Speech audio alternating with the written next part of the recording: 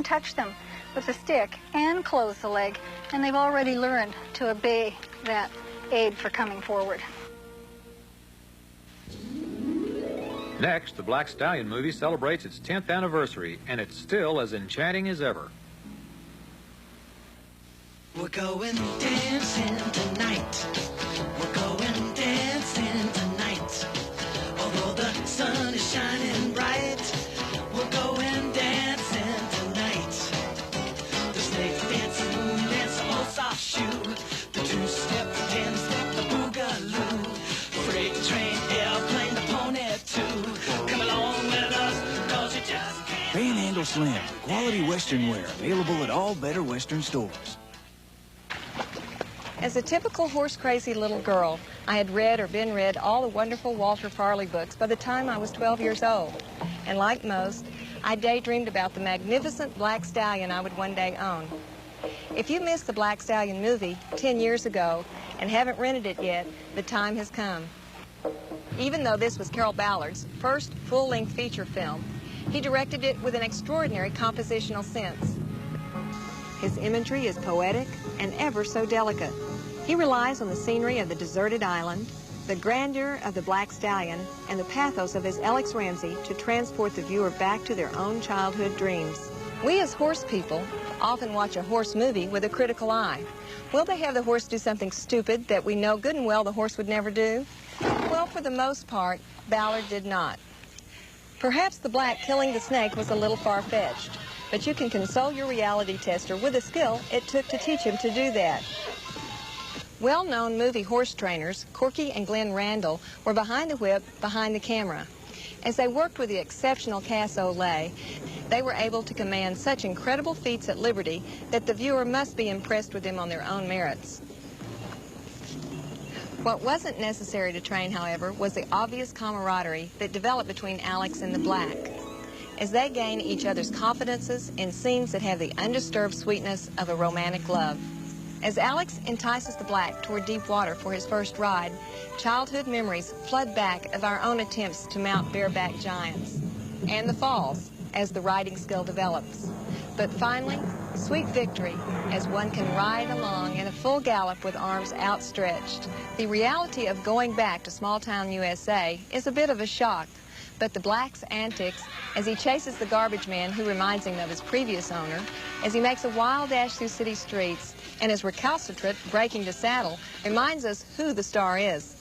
Yes, the ending is predictable, but you can't help but cheer for the unpedigreed desert horse who narrowly beats America's classiest racehorses. Now, 10 years later, let's go visit Cass Olay in his Texas home with his owner, Dr. Cuello.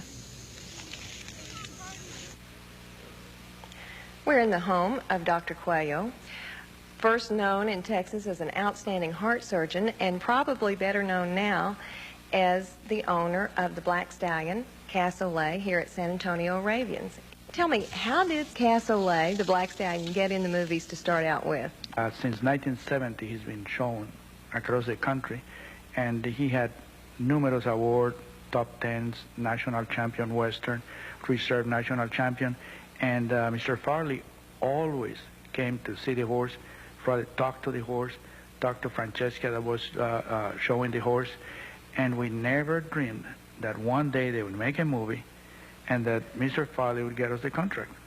And he just told them, the horse that you want is in San Antonio, this doctor has it, and his daughter, and he's not going to sell you the horse, so be very nice to him, and he might lend you the horse, and that's exactly what happened.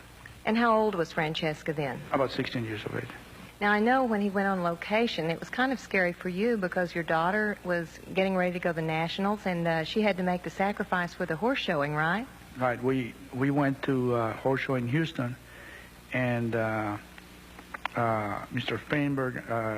Sternberg and J.R. Randall came from California, and they tested the horse, and when they saw that the horse was intelligent enough and responsive, they felt very relieved, and they decided that they could use him. So there was a problem whether my daughter would consent, because basically I was afraid something could happen to the horse. So after the horse show, we just sat with her, and I just put it to her very straight. I said, Franny, if the horse goes to the movie, he'll be famous, but something could happen to him. if you don't want him because you want to take him to the national, he'll never make a movie, and still something could happen to him. So you decide, but whatever you decide, that's what we do. And she cried a little bit, and then she said, okay, let's let him go. Now, I heard you mention the name Randalls. They're a very famous horse training family. Who actually did the work with Cass? The senior is Glenn Randall. He's, I would say, the greatest horse trainer, I think, probably, that has ever existed. He trained Trigger, the Silver for the Lone Ranger. He did the Ben-Hur chariot race. He's been on practically every movie and knows all the actors. And then his son, he has two sons which are also tied with the movie. One is JR, and the other one is Corky. Corky is the one that trained and took the horse through the movies. And then afterwards, we toured the country with him, and then Glenn Randall put the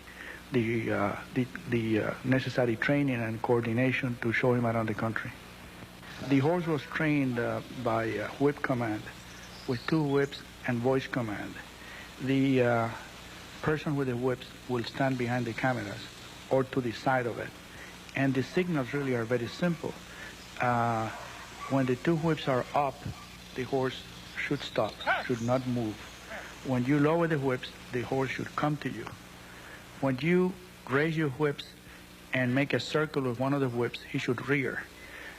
This is easily seen in the movie, like for instance when Alex, or that is Kelly Reno, brings the horse for the first time towards him. The horse is being guided sideways.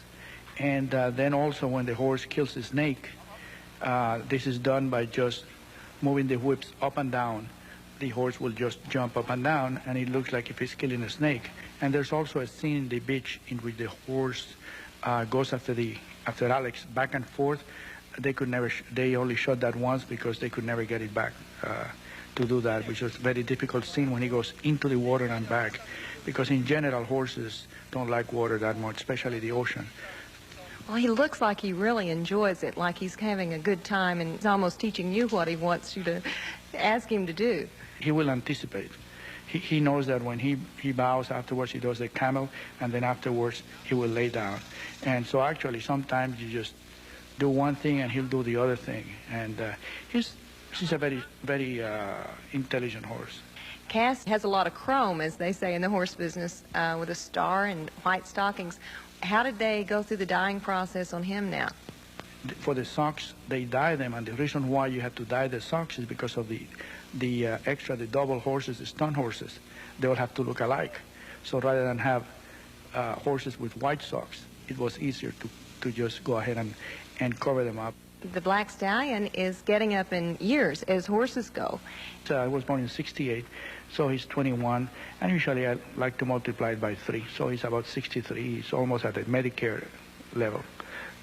But he's still very active in the breeding field, I understand. Is that right? Yes, absolutely, very active. We have developed a black breeding program here. What are your prime young and up-and-coming stallions that are Get or third-generation Cassoulet? Actually, what we have it's a total outcross. We have a Basque grandson that is black called Noir Amid, and then we have a grandson of Cassoulet, which is a daughter of Cassoulet, Bint Cassoulet, and she was bred to Aladdin, who's a very well-known Polish horse. And first time around, she gave us a bay filly, and the second time she gave us a black stallion, and it's called Aladdin Ole. And I think that at this moment we had his first crop of horses, and they're all outstanding. So we're very excited because this is a total outcross, and I think that we have now the winning combination. As you probably know, less than 1% of the Arabian horses are black. So we're dealing with probably a few thousand or a few hundred or less black horses in the country in America. And so the result of it is that it's very hard to find mares with good conformation and mares that you would like to breed to. So it has taken us almost 15 to 17 years to just have 15 horses that we feel proud of them, that you could show them at Halter any place and win with them. Well, if they ever do make a grandson of the Black Stallion, we'll know that you have a crop already in waiting. And I'm sure our viewers would look forward to seeing another film about the Black Stallion. Is your saddle your source of lameness? Orthoflex saddle maker Lynn Brown after this. Have you ever wondered